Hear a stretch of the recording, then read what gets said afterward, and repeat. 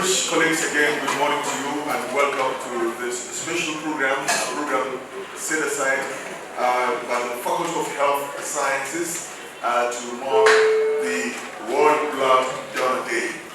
14th of every June is the World Blood Donor Day, but incidentally the day fell on a weekend, and so the National Open University of Nigeria, courtesy of our medical laboratory, thought it wise to shift it from that 14th of June to a day like this. And that explains why we are gathered here to mark the significance of this day. As we get set for this day, I'd like to welcome most graciously joining us this morning, the Vice Chancellor of the National Open University of Nigeria, ably represented by the Deputy Vice Chancellor in charge of administration, Professor Isaac Bosworth. We're pleased to have you here. Good morning and welcome. Also with us is Mrs. Obieze Medlin, who is the head of the NOUN Diagnostic Laboratory, who will be our guide as we progress through the business of the day. I'd like to also welcome Dr. Oyetunde Akinloye, who is the blood safety consultant of the base university in Abuja. I'd like to say you're welcome, sir. Other respected guests, at this moment, I'd like to kindly request that you give me a thunderous round of applause as I welcome the NOUN Diagnostic Lab, Head of Diagnostic Lab, Mrs. Obieze Medlin, for address of welcome. The Vice Chancellor, National Open University of Nigeria, heavily represented by Deputy Vice Chancellor, Professor Isaac Bosworth, the Dean, Faculty of Health Sciences, and other deans of faculties, heads of departments, directors, and heads of units. Our guest speaker, Dr. Oyetunde Akinloye, blood safety consultant, based university, Chairman, Association of Medical Laboratory Scientists, Federal Medical Center, Abuja. Fellow medical laboratory scientists, distinguished members of the press, ladies and gentlemen, good morning and a very warm welcome to everyone gathered here today as the National Open University of Nigeria joins the global community to commemorate World Blood Donor Day 2025 with the theme honoring the heroes of life. Although the official date falls on a Saturday, 14th June, a non-working day for our university, we therefore choose today, 16th June, to allow full participation. The World Health Organization selected honoring the heroes of life as the 2025 theme to appreciate selfless voluntary blood donors who give life through their blood. Each unit of blood can save up to 3 lives. Every donor, therefore, becomes a multiplier of hope, both for mothers in labor, accident victims, children battling with sickle cell disease, cancer patients, and many others who rely on a stable blood supply. Today's gathering has 3 purposes. 1, to say thank you to every donor within the National Open University of Nigeria and beyond, who without expecting reward rolls up a sleeve so that another person will live. And also to raise awareness of the importance of voluntary blood donation. Self-screen voluntary donation remains the gold standard. To inspire action, World Blood Donor Day is not merely celebratory, it is a clarion call. As we honor our heroes, we challenge ourselves to become heroes too.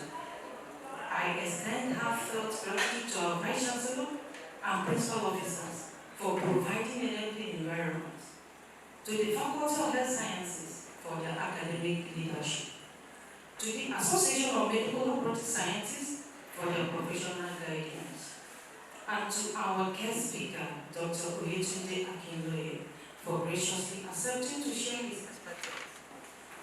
I also acknowledge the Federal Medical Center, Abuja, for their continued collaboration with us.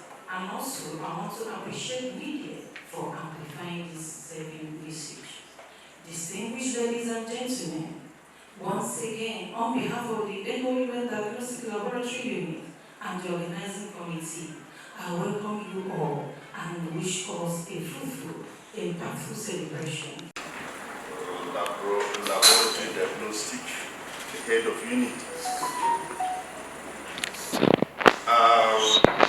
The principal officers are somewhere here, but because we didn't really start about the term, they left. I hope that some of them will come back.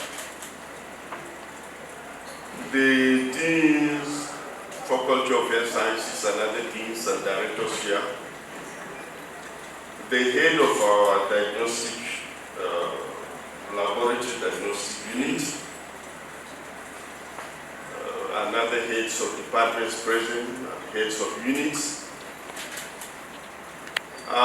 the strong and courageous members of staff of NOUN, good morning and you're welcome. I want to stand to apologize on behalf of the VC, Professor Olufemi Peters. He would have been here personally, but he's absent due to some other engagements, and he has asked me to represent him. Indeed, I have been acting for him since last week, and so I'm glad to stand in for him here this morning. Now let me start right ahead by appreciating the head of unit diagnostic laboratory and indeed all of you that have come for this occasion. But I want to single out especially those of you that have subjected yourselves to some screening because I saw something like that as I was coming, and I think that is good enough. Number one, you have taken advantage of this event to get your blood freely screened, and I think that's a good one. It doesn't matter whether you are found donatable, your blood is found good enough to be donated or not, but the idea, the fact that you have gotten an idea of the status of your blood, I think is a good one, and so you are welcome. Now, let me go through I hope the MC has taken his blood too. He's still a young and strong man. You should be able to screen your blood and donate if it is found donatable. All right. Now, for the purpose of order, let me go through the speech of the VC. Can you permit me to read where I say I? You can as well just imagine the VC talking. Now, World Blood Day is celebrated annually on June 14th to recognize and appreciate voluntary blood donors. This has been explained at least by the moderator, the uncle, as well as the HOD of our diagnostic unit, laboratory diagnostic unit. I'm delighted that this year's one is being marked in the nation of the University of Nigeria now. The theme varies each year, focusing on different aspects of blood donation. The theme for this year is apt and appropriate, honoring the heroes of life. You have heard it already. It is appropriate, it is apt. Now, what is the significance of blood donating? This also partly has been mentioned, raising awareness, educating the public about the importance of blood donation and the need for regular voluntary donation.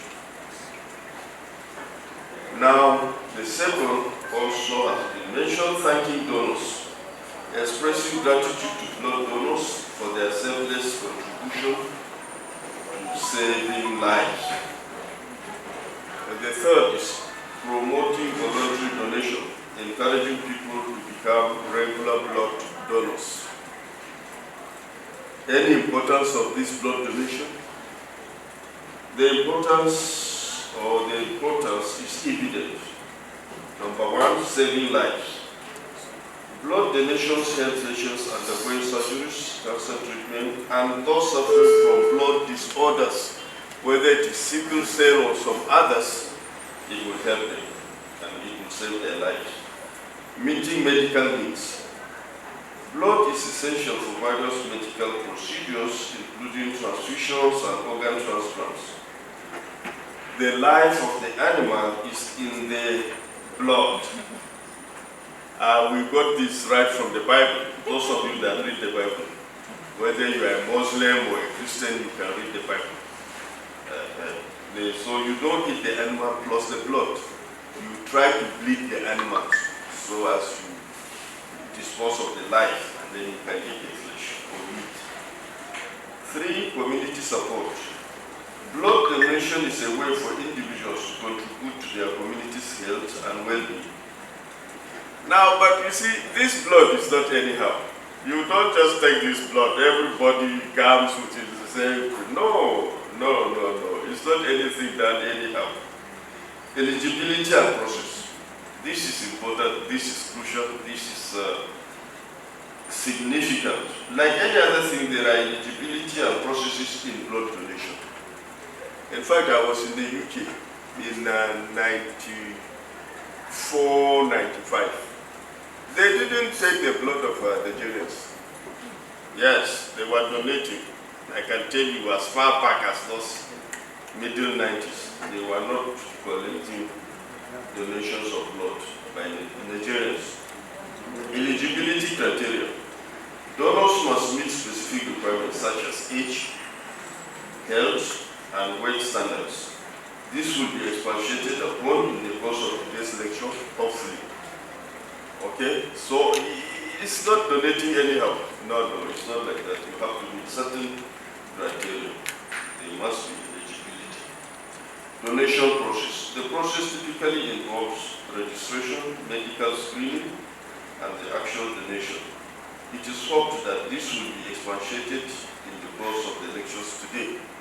And that's why I'm happy with those of you that have started the blood screening. I've given your blood for screening. I think it's a first step and it's a good one. In conclusion, on behalf of the VC, Professor Olufemi Peters, I welcome the resource persons, the HOD NOUN Diagnostic Laboratory, and all other dignitaries present, including the media.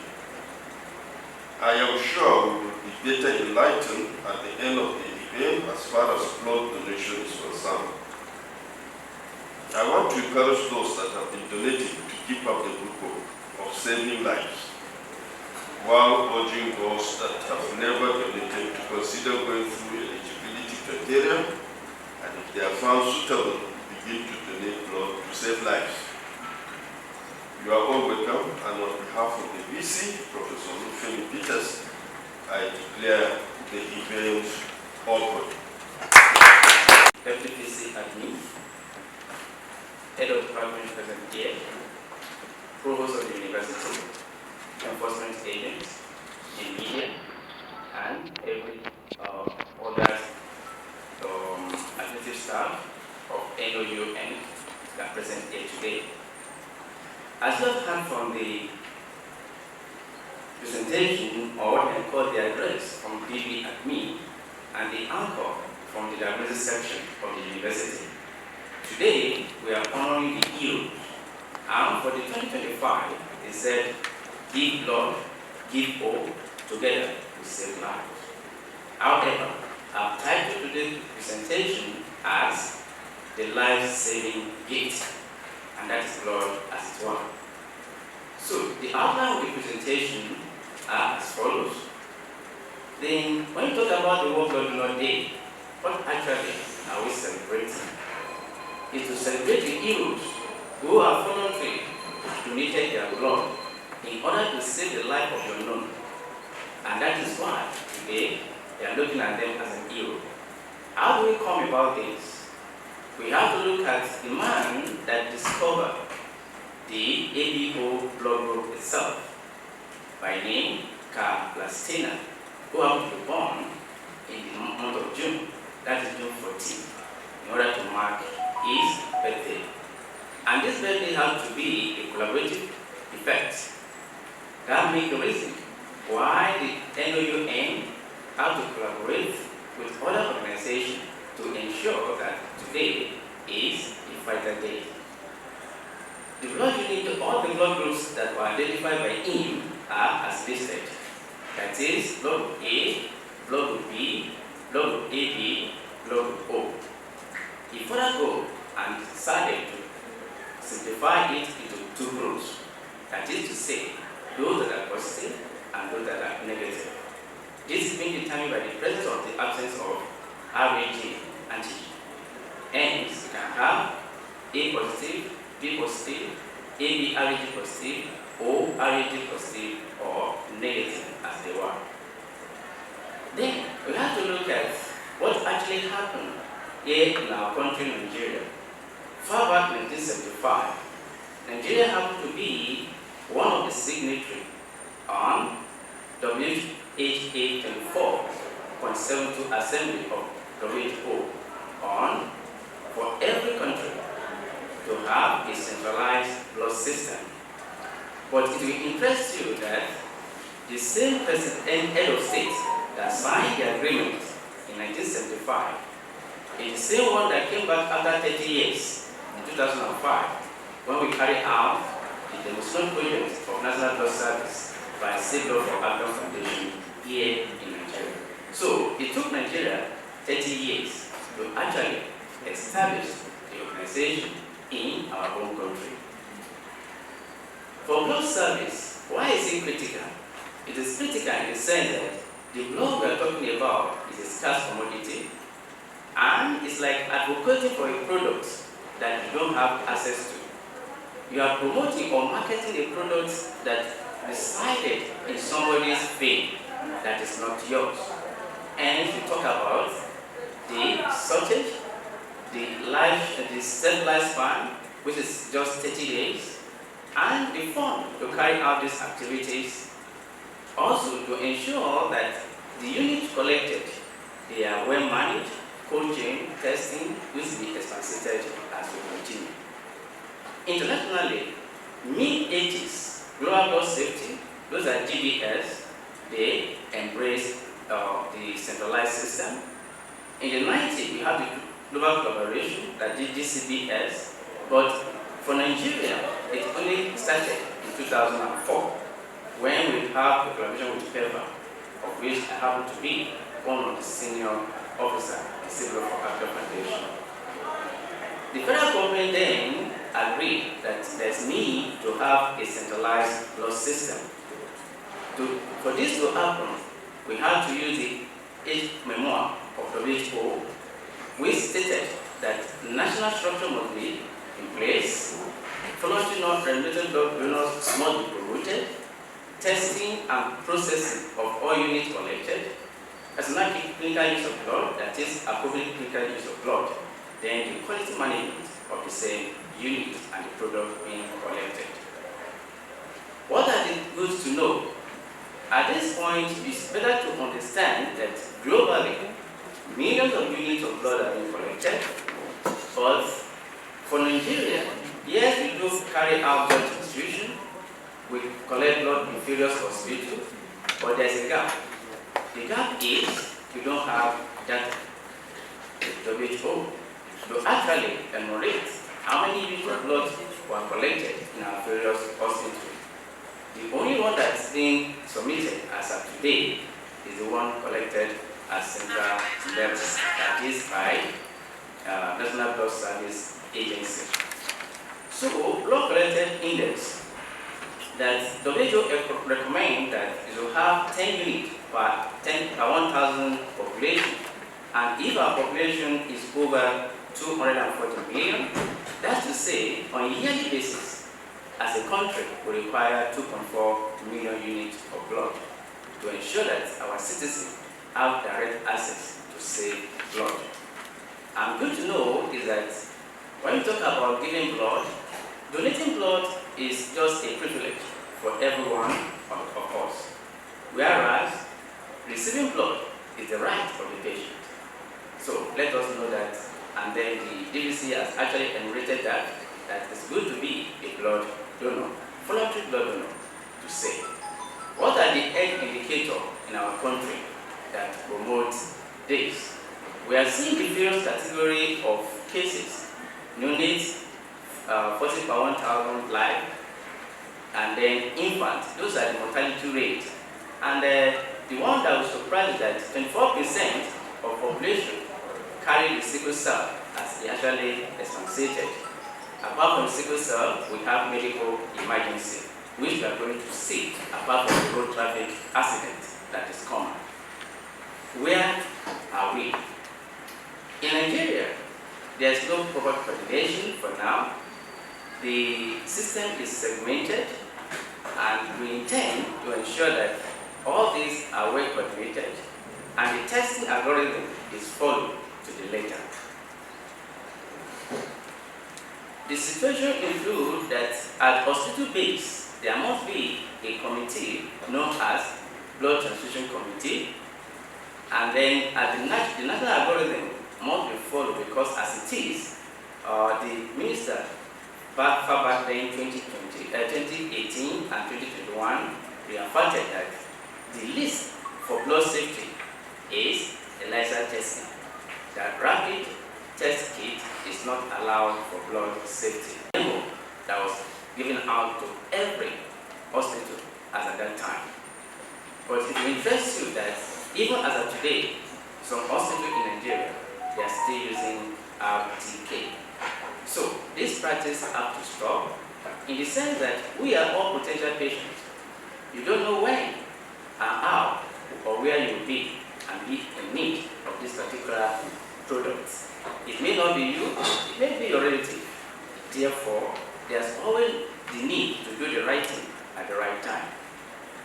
There's no reliable data, I've mentioned that, and then 75% replacement donor, 70% commercial donor, only 5% are voluntary non-remitted blood donor. The thinking is that these family replacement donor will be converted to voluntary non-remitted blood donor as time permits. What are the mandates for National Blood Service Agency? They are to provide, they are to coordinate, and also regulate the practice. This is their mission statement. Currently, we have 17 centers in country, 6 zonal centers, Abuja's HQ, but out of the state center, the 10 state centers, 2 of them currently they are not functional.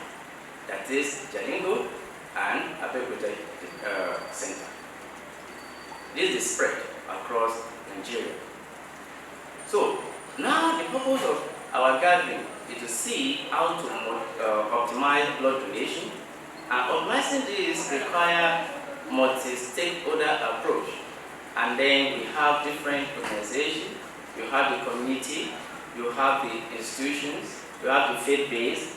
All these come together to ensure that everything works for the goodness of our own country. These have been enumerated, but I will mention it at appropriate time. That for every donor who is going to donate a unit of blood donor as a voluntary blood donor, you have to pass through recruitment, you have to fill the form. This form indicates the biodata of the donor and then the history of the donor, that is the lifestyle at this point. The essence of this donor questionnaire, it looks as if, why am I going to lay emphasis on this?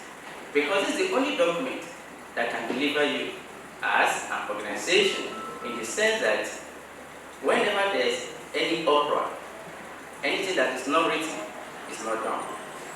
It has happened in some countries where a donor donated a unit of blood, and at the end of the day, the parents went to that organization and said, "You have bled my daughter who is underage." He went there with a lawyer, and that's a good business for my professional colleague who has been referred to pass, the only one that knows something about everything, but know one thing about everything, and that is a lawyer. Hence, they went to their archive, wrote the donor form, go through it. That was the saving grace. The little girl was, as at that time, 19 years. And the national law says, from 18 years and above, you're an adult in my country. If that is the case, the organization is saved. So, and now assuming that there is no donor form, what will happen? It will be the award against the family, and they will not be able to escape it. So, in whatever we do, emphasis will be laid that there is need for proper documentation. Without anything that is not documented, it's never done. So, and that's the reason for all this, that the donor will pass through to fill the form. There will be a counseling unit whereby they will have to counsel the donor on all the things that we've done on every unit that we collected. So, the 8th memoir of WHO stipulated all that's required. And then this is to enhance blood sustainability. It said government support, institutional support, as here in NOUN, we've got the institutional support. That's why the PC and the DVC, they were fully in support of the activities and the program for today. The Nigerian policy on blood donor talk about blood donations shall be based on the principle of regular, voluntary, non-remitted blood donation, and also ensure that the financial reward should not be encouraged. Because when there's financial reward, it means that you are coercing the donor. They are not donating with altruism, that is for free. And donor appreciation by giving tokens, certificates, badges, or refund of direct transportation costs is encouraged. But you can never give any fund for any donor to go and eat. Rather, you can give what you can call souvenir, writing materials, and then little refreshments like Coke, Sprite, water, and what have you. Then the donor selection criteria, with the blood donor questionnaire, the donor has the right to carry out self-development, because there's some question there that the donor will be asked that will actually divide the donor by his or herself, and that comes with donor development. However, if the donor passed through the recruitment and go to the counseling unit, the counselor has the right also to divide the donor. At phlebotomy unit, if the phlebotomy realizes that there is a gap, he or she also has the right to divide the donor, depending on the findings. Donor motivation and mobilization. Donor must be given adequate education. That's what we call the IEC, that is Information, Education, Communication Materials. And then donor safety must be paramount. And then confidentiality of the donor is also of great importance. When you come to the family replacement, yes, it's an operation that actually happened in our country. But as I said earlier, that when it comes to family replacement, it's our responsibility to ensure that we convert all the family replacement to voluntary blood donation. And the reason is not far-fetched, because they are not going to be sincere in giving their details. Whereas the voluntary blood donation has nothing to hide. It will tell you bluntly of what actually transpired. Then cooperation has to come from organizations, the NGO, faith-based, and institutions like yours. And private individual who has the interest is also has the opportunity to set up a blood service whereby he can encourage his community according to the rules of the game as set up by the federal government. For us to know actually what do we need and how are we going to take care of that, that's what we call estimation blood requirement. Every organization should determine what are the requirements, how many units you require on weekly basis or monthly basis, which now translates to the number of units that you require per annum in your own institution. And that will determine how you are going to do the collection, when you are going to do your blood drive, the approach you are going to use, and the storage capacity that you require. Donor recognition for Blood Donor Day is paramount, and the focus is on voluntary non-remitted blood donor. For us, as voluntary non-remitted donor, what are the tests that carried out on every donor? The test we are looking at here we saw that there are TTIs, transfusion transmissible infections, which include but not limited to HIV-1 and 2, that is B, hepatitis C, and syphilis. There are other emerging diseases. Those ones, they are not screened for now. And then for malaria, it's not screened for now in our country because we are in pandemic of malaria situation. Then the ABO average must be carried out to ensure that you have specific blood group for a particular patient. Antibody screening is paramount, especially for those that receive multiple transfusion. Take for instance, the cancer patient, sickle cell patient, all these people will have to do their antibody screening in order to safeguard their life. Application will go to all the donors, and I was made to understand there are some voluntary blood donors in NOU, which they are going to recognize today. Why they highlight that this need for blood donation, blood has a social lifespan, and then there must be steady supply, and donating blood is a simple act that gives a magnificent impact to individual and as a community. So we are talking about the importance that have been enumerated, and then what blood safety pillars? They are just 4. 1, a well-organized national coordinating blood. 2, regular voluntary blood donation. 3, testing of transfusion infection. And 4, public clinical use of blood, which are known as APO. Tests done on donated blood. But before the test done on donated blood, there's need to emphasize that for national blood service and a centralized blood system, there's a little shift in the approach, in the sense that prior to donation of a unit of blood, the individual will be asked through the form the age. And for Nigeria, the minimum age is 18 years that you be fitted to donate a unit of blood. And you can donate from 18 to the 65 years of age if you are a regular blood donor. But a first-time blood donor cannot donate at 65. And as of today, I'm standing in front of you. I am a 89 unit, I've donated 89 units of blood as of today in my lifetime. So national blood service. So, but post-testing is where we are going to do a TTI. And why do we do TTI in post-testing is to ensure that there's no breach of contract. Confidentiality, confidentiality, confidentiality. So the only testing that we carry out prior to blood donation is hemoglobin concentration. The individual must weigh nothing less than 50 kg. The individual must be in good health as of the time of blood donation. So, at National Blood Service, they have the following, this kind of equipment. They have the Immuncor, they have the NO that carry out the normal ABO automation in their facilities. Then we also have automated blood grouping system, and then they have the apheresis, and also they have the cold chain that to manage the product that is produced. This is Ibadan Center in Nigeria, and then you have this also in Abuja. So, what impact has this done to Nigeria?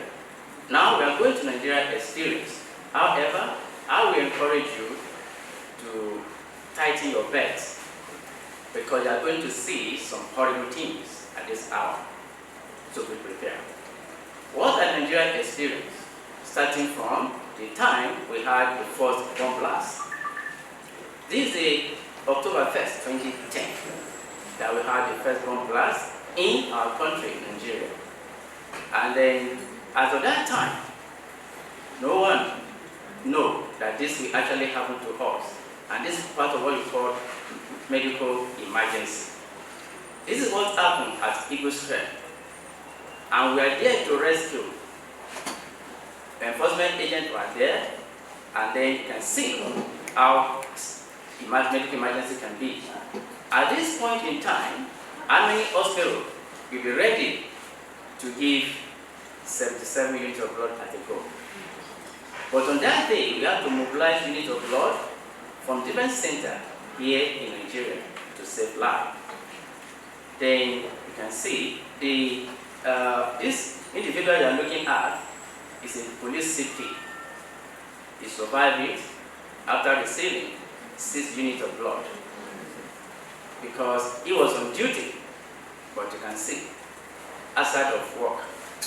Then, April 14, 2014, we have Union bomb blast, where 88 people were injured and were taken care of.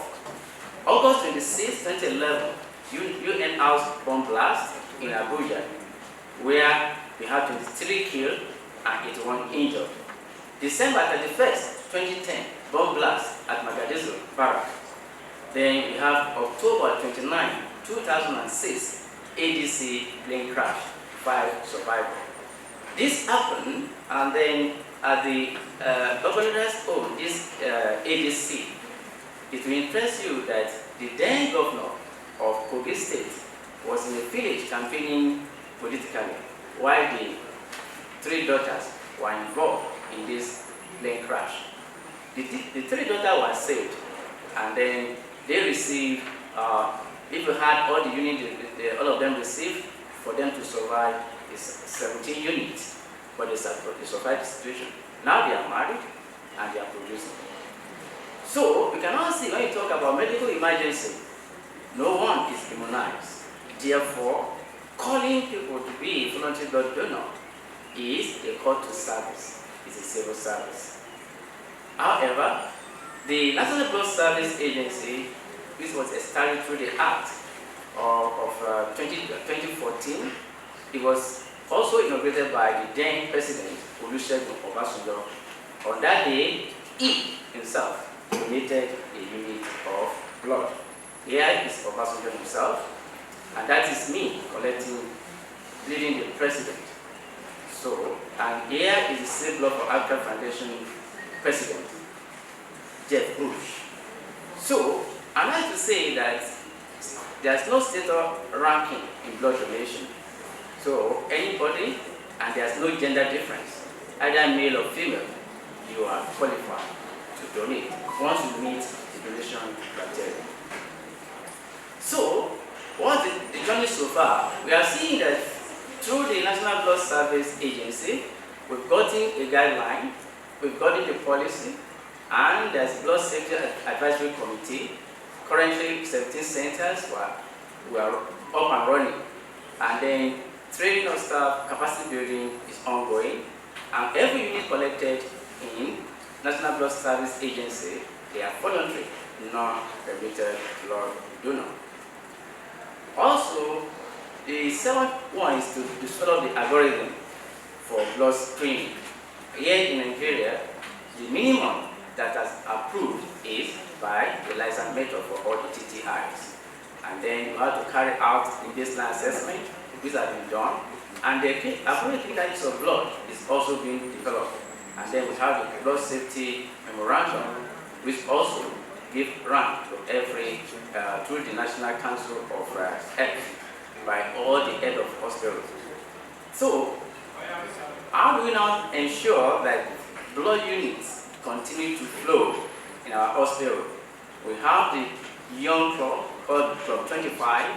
These are the people that pledged that before they clock 25, they will have donated minimum 30 units of blood. Then we have community collaboration onto this to ensure that this work well in our community. The secondary school blood safety approach, and then the bill also empower the National Blood Service Agency to coordinate and to control and regulate blood service in Nigeria. Then there's what we refer to as hospital linkage. The hospital linkage ensures that every hospital in Nigeria link up or hook up with National Blood Service Agency. The purpose of this is to ensure that any hospital that doesn't have the capacity to screen the units of blood can mobilize their units to National Blood Service Agency, get their units screened, and return back to them so that every unit being transfused within our country, they are saved. And that is the purpose of the hospital linkage program, which is also ongoing and live for now. In Africa, there's a gap. That in this example, I have to bring in the African map as an international assessor for blood safety in Africa, and the only international assessor for now in Nigeria. So, moving from country to country in Africa, you are seeing that Tanzania, Ethiopia, Eritrea, Kenya, Egypt, all these countries, they have a stabilized, and then Zambia, Malawi, all those ones, they have stabilized system. And it took us, because we work in 19 countries. Then, out of the 19 countries, it will interest you that the only one that stressed me most is nothing but my own country. What you do in other countries for 5 years and hand over, it took us here in Nigeria minimum of 15 years before we could get it across. Even at that level, we are still crawling. So, you now see that for us as a country, there is need for mental shift. To take the ownership, to believe in our country, to believe in ourselves, because it's only when we believe in ourselves that we can grow the country as ours. We are all potential patients, and we need to work together. So, Nigeria, we are just under mobilization and screening, and then also Nigeria is now passing through the first accreditation by AFSPT, that which is stepwise accreditation. So these are the recruiters, sample recruiters talking to community, potential donors on what blood donation is all about. This is the marketing funnel to link blood donation to action. As you have the marketers in the banking sector, so also we have marketers in blood service. The recruiters, their own responsibility is to source for blood donors. They will move from organization to organization, institution to institution, and at the end of the day, they will make a call for eligible donor to come forth, receive form, fill the donor questionnaire, and the prospective donor will now pass through counseling to ensure that it's actually fit and it meets the requirement within the national guideline. Then here is a donor. I believe you can recognize that individual. That's Oye himself. And then it's a B voluntary donor. And during that time, the lady you see here is one of our staff, currently now in UK, in the UK blood service. And then we also have that to give blood, there's no excuse. It's our civic responsibility. This Baba again. And the best time to plant a tree is 20 years ago, but the next best time is now. And that's to say, you also have been a donor before now, but if you have never been, the best time to be is now. And that's why I say blood safety starts with you and me. Here is O again, donating blood. So, in a nutshell, when I say why is blood important? Why? One of these that is essential for life. As the Deputy David said, that it's recorded in the book of Exodus that blood is life. And in Quran, in Surah, they also say blood is life. That's to say, all the two major religions recognize that blood is life. And when somebody had an accident, they said, oh, he bled to death. That's to say, the life in that individual is just leaking out gradually until everything vanished. And crucial for emergency, you are seeing medical emergency, you are seeing bomb blast, road traffic accident, plane crash, all these, those are what you call medical emergency. If the unit were not ready, family replacement donor cannot meet medical emergency. The only unit that saved the life of a medical emergency is the unit that resident in the hospital before the incident. So, the power of single donation. Every single donation can save multiple lives, and then it can also encourage and enhance fast recovery. For every unit, you can have what we refer to as packed red cells, you can have plasma, FFP, first frozen plasma, and you can also have platelets. This can come from just a single donation. That's to say that a single donation can save multiple lives, minimum of 3. So you cannot see how important you are. And then the confidence you will have as a blood donor that you are saving somebody's life, whom you don't know. There's no link, because you just do it altruistically for your own self-interest, nothing more, without any gain, no commercial gain or otherwise. So what are the benefits to the donor himself? For the donor, there's a free mini medical checkup, as was enumerated earlier. Free medical checkup, free blood screen, and then you also have the opportunity to reduce your vascular F, in the sense that our system does not store iron. You only take the little that you require, and the less you have, the better for you. Physiological well-being, you have the sense of belonging, satisfaction that you are saving somebody's life, and then it helps you to produce new blood cells, in the sense that every red blood cell that is 120 days, they must die. And when they die, then you put the kidney and the liver into action to get rid of the toxic products.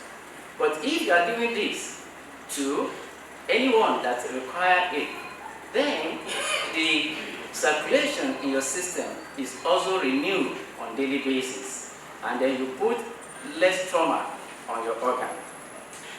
And then blood donor also makes you look younger and very agile. You can see I'm still younger, right? Yes. As it's 9 blood donor, it's 9 times. So, and as you say that blood donor is good for everyone. I've talked about the age. In Nigeria, you have to be 18 years of age. And then you have to have the weight, nothing less than 50 kg, which is about 110 pounds, if you want to use UK unit. Then you must be in good health. Your hemoglobin concentration must not be less than 12.5. Then you have also noted that specific criteria may also be identified. That one, you are not on any medication. And when David was talking, he said when he traveled to UK, his blood was not collected. The reason was that when you are coming from malaria endemic area and you travel abroad, you will be quarantined. You cannot donate blood. In the sense that we believe that you may have the parasite in your bloodstream. And then somebody may ask, then if that is the case, why is it that when you collect blood in Nigeria, you don't screen for malaria parasite? Because we are in an endemic region. And we believe that every Nigerians, take it or not, we are exposed to mosquito. And it's not that there's no mosquito in other areas. If you go to Canada, the mosquitoes in Canada, they are as big as cockroach. But they don't bite. Because one, they have been demobilized. And then it's also interesting that when we have El-Rufai as the minister in Abuja, then they don't only use aircraft to fumigate the FCT. But after him, nothing happened again. So, and during that time, you see that the hospital visitation on malaria dropped. So, we know what to do, but implementation is a problem. Why is it that people don't want to donate? There are a lot of myths to it. Some say donating blood is painful because they don't want to subject themselves to that kind of pain, so they will not want to go. Some believe that when they donate blood, they will contract diseases. No, that does not happen. Some believe that when they donate blood, it affects their fertility. No, that will not happen. Some believe that, oh, even when they donate blood, their strength will reduce. No, that will not happen. So all these myths surrounding the blood, and some say, oh, it's only the male that donated blood. The answer is no. Every gender can donate unit of blood. So, it's not, one thing must understand that when it comes to blood, blood does not have tribes, blood does not have country, blood does not have ethnicity, blood does not have religion. So, it's a universal name. Blood in Nigeria is blood in America. So, therefore, to donate or to receive, as I said, donating blood is just a privilege, whereas receiving is your right. So, my dear beloved, you now see that the heart of this year campaign is that the key message is that give blood, give hope, and together we save life. So, on this note, you now see that the question I want to ask, are you in? And when I say are you in, are you a blood donor? If you are not a blood donor, the time to be part of it, to click in, is now. Good afternoon, ladies and gentlemen. I want to start by appreciating the Vice Chancellor of National Open University, ably represented by the Deputy Vice Chancellor Administration.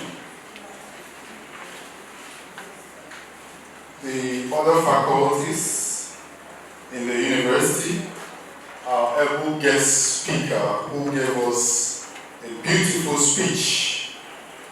He's by name Dr. Oyetunde Akinola. He gave us a speech on blood safety. He's from Base University. Please, can we give him another round of applause?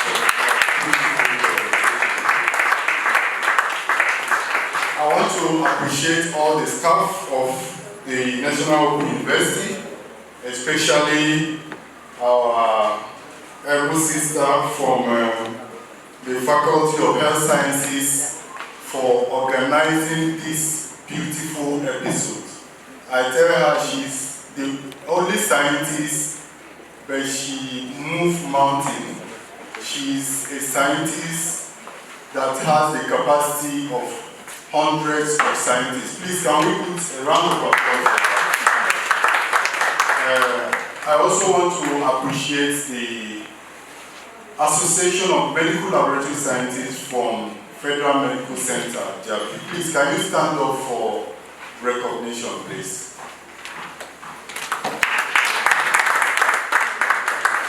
Thank you so much. These are foot soldiers from Federal Medical Center to come to collaborate with Open University. I want to appreciate Open University for this wonderful collaboration, to see that we collaborate. The last time we have World Biomedical Laboratory Scientists celebration, we had also Medley in attendance. She also came to participate with us. And we hope for more collaboration with the Vice Chancellor. We're open to other programs where we share ideas and collaborate with ourselves. So on today's occasion, which is centered on blood donation, imagine if all of us here can go outside here and donate just 1 pint of blood. Imagine if all of us are voluntary donors. What it will give to the patient in need in the hospital is enormous. We have patients that are lying in the hospital critically ill, cancer patients, sickle cell patients, looking for someone to donate a pint of blood, but they cannot. If you go to the hospital, they will tell you blood is not for sale, but patients go through a lot to acquire just a pint of blood. They will say it's not for sale, but before you go through the rudiments of screening of the blood, you find out that the patients spend a lot. And we assure you that any blood that is collected today will be channeled towards patients that are in their need of this blood, and they are paying nothing to accept to get this blood to save their life. And I want to encourage all of us to make it a duty, not just today, but always, to go out and donate blood. Most of the time, even we, the health personnel, we feel in quotes, there are donors over there. We can also be the donors. We can also avail ourselves and donate to people that are in need of the blood. And there, as the speaker rightly said, there are so many benefits in donating blood. When you donate, your body gets refreshed, your bone marrow produces new blood, your spleen produces new blood, and you get healthy. So there is benefit, there is a lot of benefits in donating. I want to appreciate all of us for honoring this invitation and then the collaboration. And God will help us to have more beautiful collaboration. Thank you, and God bless all of you. Thank you very much, a fellow collaborator in progress from the Federal Medical Center in Abuja. My attention has also been drawn to that we are privileged to have the presence of the representative of the National Blood Service Agency who are here, and we want to say a word or two on this goodwill message.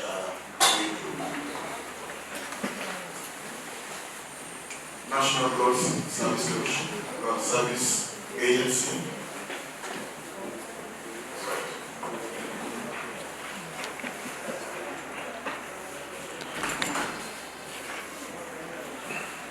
Good morning, everybody. Welcome to all of them, and from the National Blood Service Agency.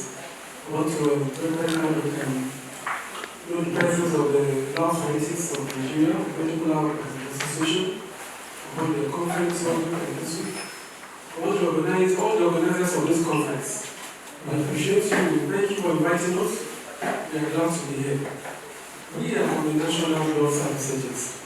Of course, whenever they talk about blood going work, because that's what we do. And whenever, that's what our office, what we do, our functions, every day that's what we do. To ensure that blood is available for those who need it. We have a mission in the National Blood Service. I'm making greetings from the DG, Professor Jugo Asade, the Director General National Blood Service Agency, who will not be here. Also making greetings from the Head Operational Center. Also making greetings from the Head Operational Center, Dr. Aliyu Osiri. We have a National Blood Service Agency Operational Center, Abuja here. I am glad to be here. In the NBS, we have a vision statement. We have a National Blood Service, a National Blood Transfusion System that ensures safety, quality, and accessibility, affordability, and accessibility of all blood and blood products to everyone resident in Nigeria, in compliance with international standards, and acknowledged as one of the best in Africa. That's our mission statement. And we have that's our mission statement.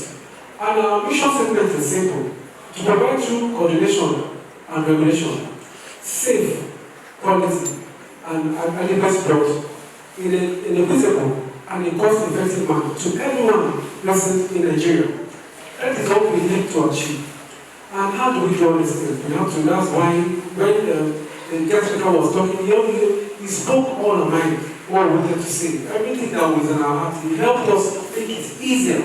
Because one of the things that can make this mission achievable is when we have voluntary, non-remunerated, unpaid donors who are willing to donate blood regularly on their own. Do it every time without being coerced or being casual or being forced to do it. Do it voluntarily on their own.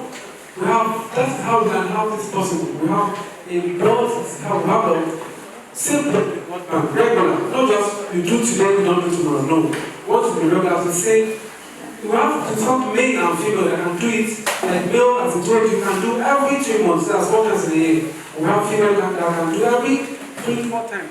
Every 4 months, that's 3 times in a year. If everybody here is committed to that vision, to be a regular donor, everything will be easier for all of us. not just be a donor, you can be a donor and also advocate. Be an advocate of blood donation, safe blood donation. Let people know that they can do that. And there are many, as I said, there are many benefits of doing it. You mentioned all of them, I don't need to go over it again.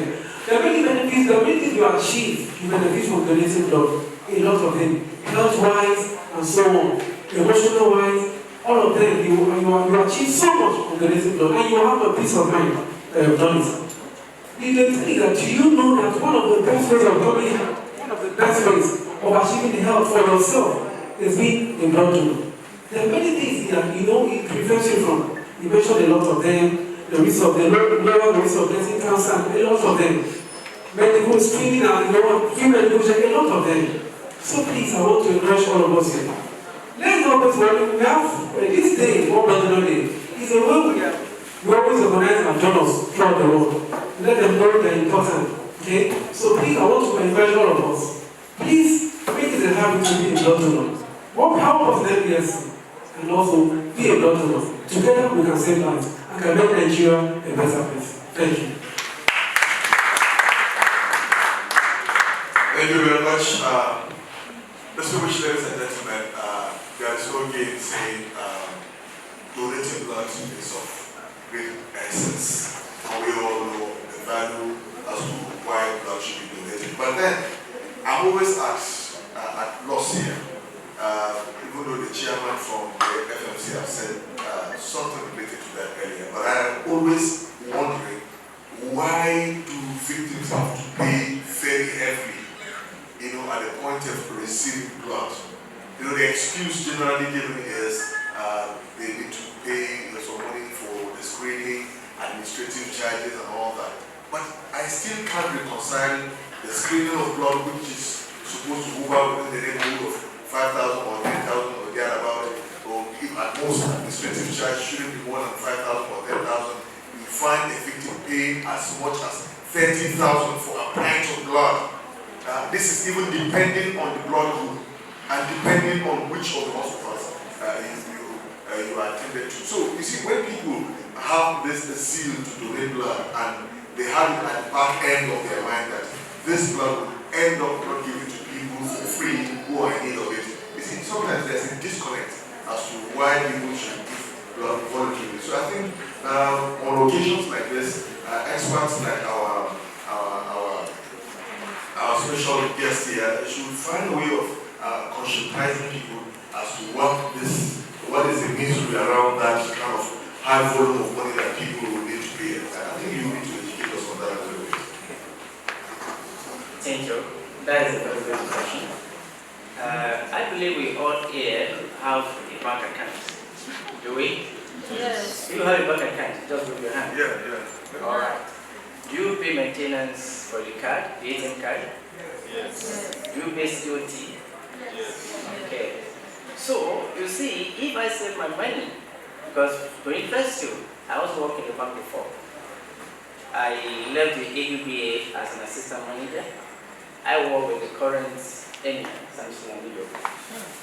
So, you see, if you can pay COT, maintenance charges on your own money, you can now imagine that's the financial sector, financial bank. Now, when you come to blood bank, donation of blood is free. There's no doubt about it. But for that blood to be saved, underline the word saved, it has to pass through some processes. They have to screen for, if you remember, I said HR1 and 2, using ELISA kit, not rapid kit. Because rapid kit is not recommended by the WHO for blood safety. Then my colleague from the hospital will understand and agree with me that a single ELISA kit, this is 96 test kit, is how many thousand? No, how many thousand? So if you are buying a kit that is going to do 96 tests, that 96 tests is not 96. Because for every microtiter plate, there is going to be control and antigen antibody. So more or less 10 off. There's going to be what we call internal control as well, in order to ensure the product is quality enough and safe. Then to screen 4 panels, let's assume we put it averagely 5K, which is more than that, I know, but that is 4 panels. That one is how much? That's 20. Then they will do the ADO average. Let me also for 20, for 10, for 5K, that's how much? Then they do the TTI. So this as mentioned, antibody screening. For 3 panels of antibody screening from US now, that's $210. And that only work for 5 days. So, and for them to go and do blood drive, they will require blood bag. If they are using Imoq machine as of today is 250. The cuvette is 150 for 50 tests. So, and then for every unit you collected, either you have 1 unit in the blood bank or you have 100 units in the blood bank, you must maintain coaching. What I mean coaching, this blood must be stored between 1 to 6 degrees centigrade for it not to get spoiled. You have your reagent, which must also be on that same temperature. The machine I showed to you cannot work if the temperature is not adequate. When the temperature is high, that machine will not work. It's going to cough. So your AC must be on 24/7. So you agree with me, for you to maintain steady electricity in my country, you will need the national grid, solar power, generator, and then the difference is here. If I ask me how much is spending on diesel, I could remember in 2008, I was queried by my principal from US, Jeb Bush, the president of Civil for Africa Foundation. He said, "Oh, are you going to drink diesel in your country?" And the reason was not perfect. That's why I said anything that's not documented is not done. In Safe Law, we have generator logbook, but that month, when we calculate, we generate our own electricity out of 30 days, 21 days, 6 days, 30 seconds. And when you now do the calculation, in a whole month, we do the scanning and send the generator logbook. As they are putting it on, put it off, put it on, put it off. When they saw that, case closed. So, if the National Blood Service Agency is now asking for service charge, blood is not for sale. But yet they will have for service charge just to ensure that they maintain coaching. The amount they are charging is far less. One thing I want us to understand is that whether we believe it or not, government has subsidized health in Nigeria. Until you go to private institutions, you then understand what it takes. I was in a place in Gariki, I will not mention the name of the place. Ordinary malaria test I want to do, I have to run back. They said 13,000 to do malaria test. Then, and I asked, what method are you using? Because I've not heard the method. I have a computer-aided malaria test that you just show it to you whether it's there or not. You have the rapid kit. We have the golden standard, which is blood smear. So if I'm going to pay 13,000 to test for malaria, how much am I going to pay to get my treatment? So, my dear beloved, all I'm saying is that when we look at it, blood is donated free, but to make it safe is at a cost. Thank you.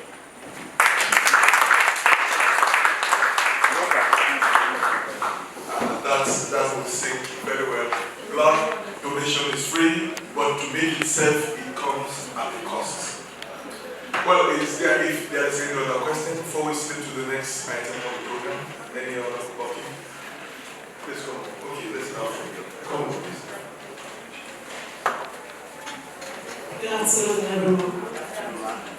Thank you very much, sir, for your insightful presentation. It was really informative. Thank you so much. I appreciate it. My question goes like this. I just want to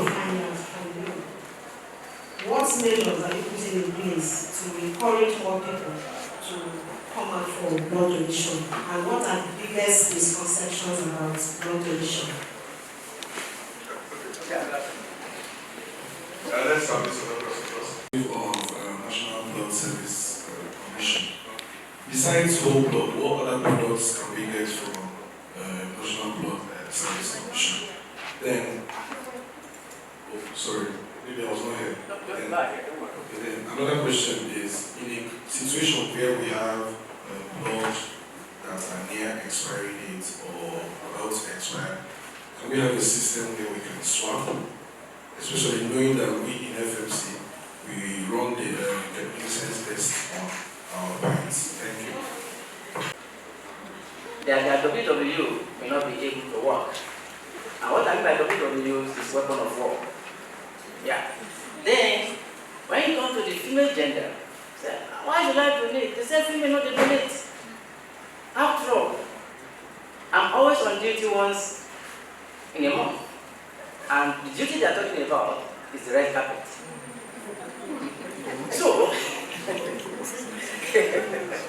so when you look at it, it's now the responsibility of the recruiter who has been trained. If you Nnamdi happens to be one of the people that were trained by us, who has been trained on how to handle those cases on the field. That whether you donate as a man does not affect your WW. You are as strong as you are, and even much better, because you have more flow. And you all believe with me that there's a saying that the weapon of war does not have bone. It is state of mind that gives it rigidity. So when it comes to the women, they ask, oh, that you are going to have your period and all that. No, not a problem. That is why it is donor selection criteria. There's a question, are you menstruating? When was your last menstrual period? If you are on, or you are breastfeeding, or you are doing this, you are doing that, all those conditions are there. That is what we call self-development. So the two meats, they are the highest. The other one is just the site of blood, which you can just cover it from the donor and all that, as I have already explained. Then come to my brother. You said, hello, sir. You are talking about, we call blood, that's why I talk about blood mobilization. Under that, you have the hospital linkage. The hospital linkage allows you to link up with National Blood Service, and then you link up with them. If you have units that are about to expire, you can internalize. And at the same time, as an hospital with the chairman of the FCT, the hospital FCT should be able to collaborate under blood mobilization. If FMC has blood that's going to expire, does Gariki, Wuse General Hospital, Gobolada, all those general hospitals you have, or DC Medical Center, Asukuru, Maitama, you should have a system in place where you interact and mobilize your units. Because it will surprise you, as at last week, how can you have blood that's about to expire and Asokoro is looking for blood, Maitama is looking for blood? It's uncalled for. It's because there's no collaboration.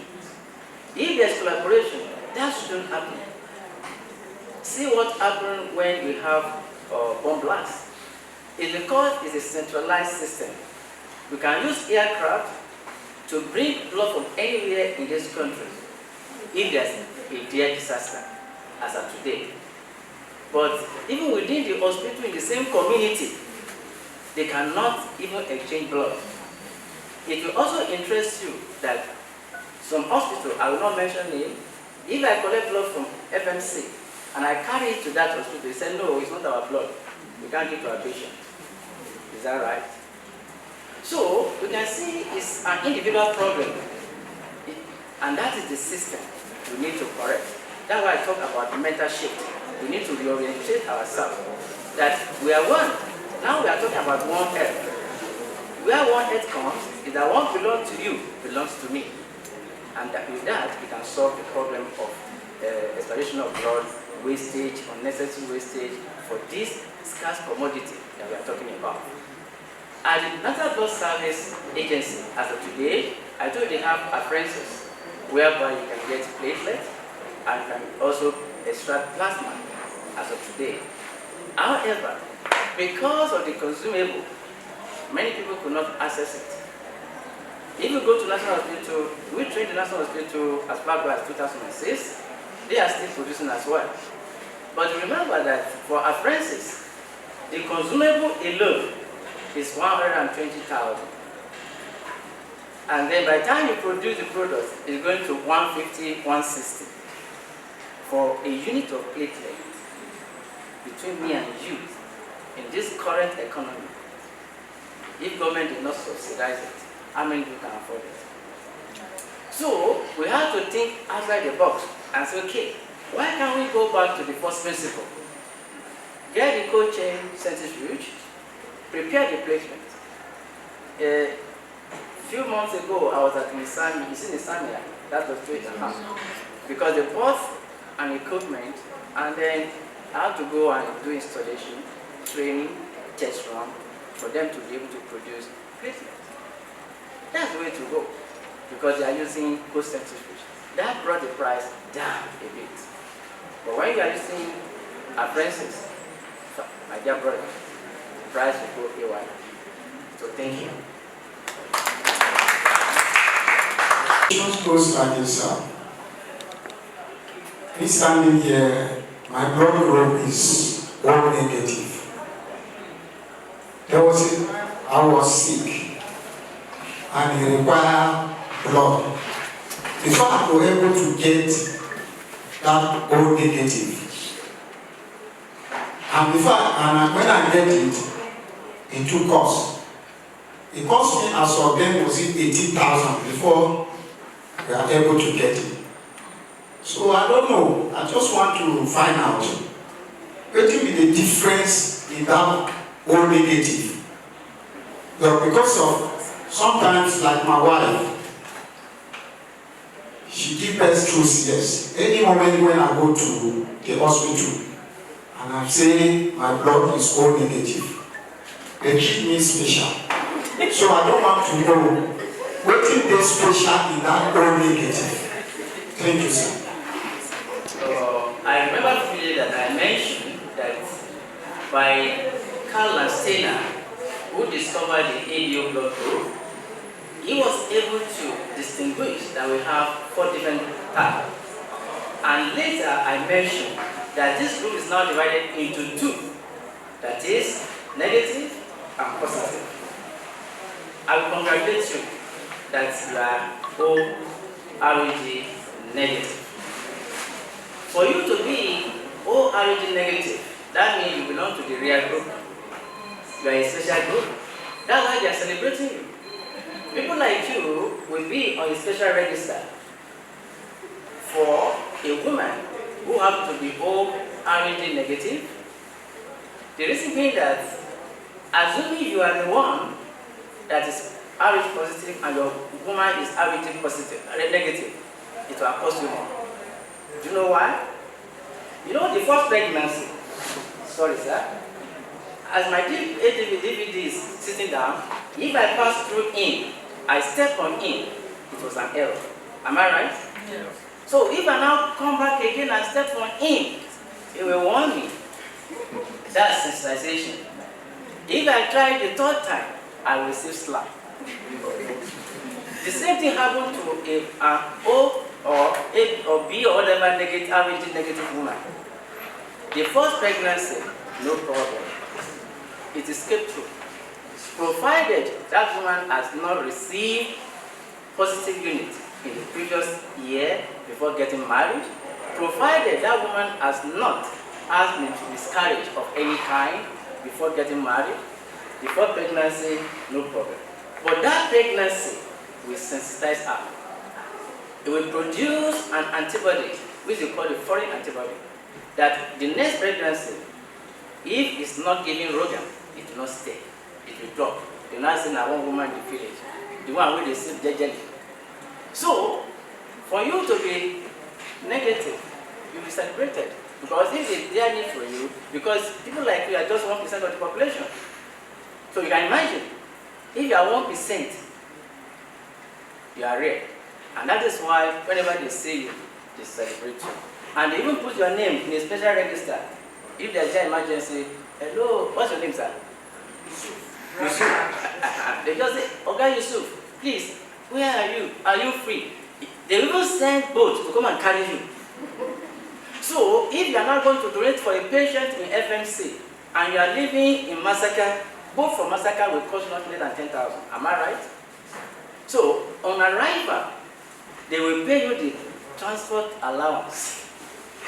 They will give you for even answering the call. So that's why you see, for the real blood group, it becomes expensive at hospital level. You don't go check since morning. However, then they go pay. No, true, they don't go check. Since morning. I don't know whether there's another one again. Yes, I'm not. It's no easy. I'm not sure. I get the program. Why not? When I go buy more, I'm out. I'm coming down. No, it's too much. Now no go video me. No video, you don't do finish. Send this to Allah. Uche, come. Come like this.